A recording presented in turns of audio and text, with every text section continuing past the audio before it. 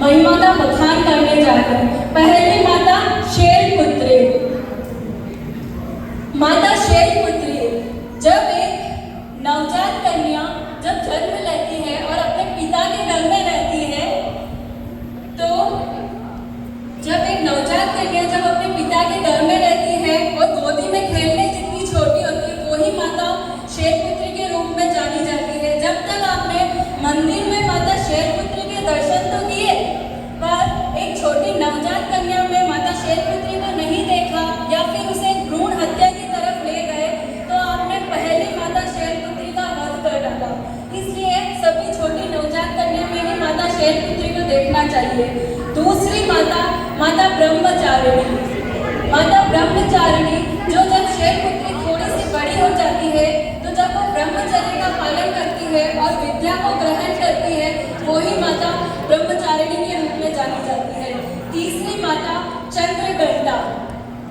चंद्रघंटा विवाह से जस्ट पहले की माँ जो अपने पिता के घर में रहती है, पिता का मान सम्मान बढ़ाती है तथा चंद्रमा की तरह निर्मल और पावन रहती है, वही माता चंद्रघंटा के नाम से जानी जाती है।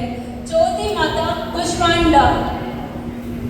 विवाह के ठीक बाद में जब एक स्त्री गर्भ धारण करती है और एक नए जीव को जन्म देने की तैयारी में होती है, तो हर एक स्त्री जो गर्भावस्था में होती है वो माता कुष्मांडा का प्रतीक है।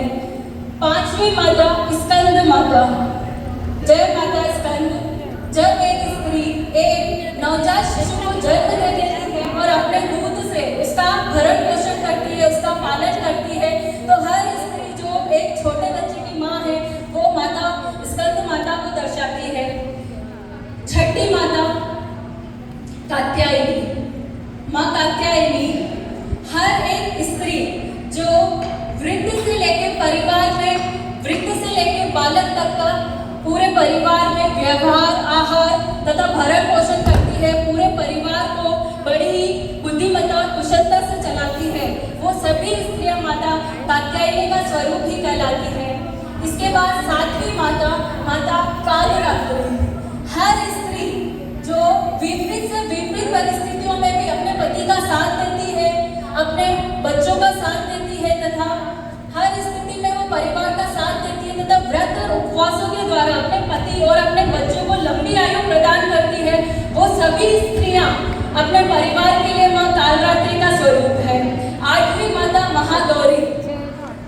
जब एक स्त्री अपनी वृद्धावस्था की तरफ जाती है तथा उसके बाल सफेद हो जाते हैं, तब वो अपने परिवार का निस्वार्थ रूप से भरण पोषण करती है, नाती पोतों को संस्कार प्रदान करती है तथा अच्छी चीजें जो कुछ उन्होंने जीवन में पाया है सभी अपने अगली जनरेशन को देती है, वो माता महागौरी के रूप में जानी जाती है। अंतिम नवी माता सिद्धिदात्री।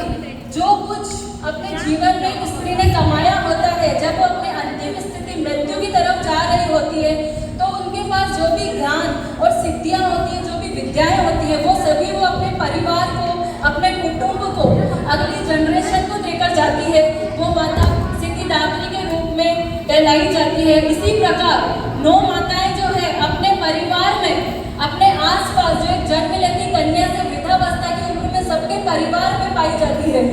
अगर आपने माता के 9 रूपों का दर्शन मंदिर में जाके तो करा, पर घर में अपने इन 9 स्वरूपों मैया को मान सम्मान नहीं दिया, तो बोलते हैं ना कि यत्र नारीस्तु पूज्यते रमन्ते तत्र देवता। तो बस वही वाली बात है।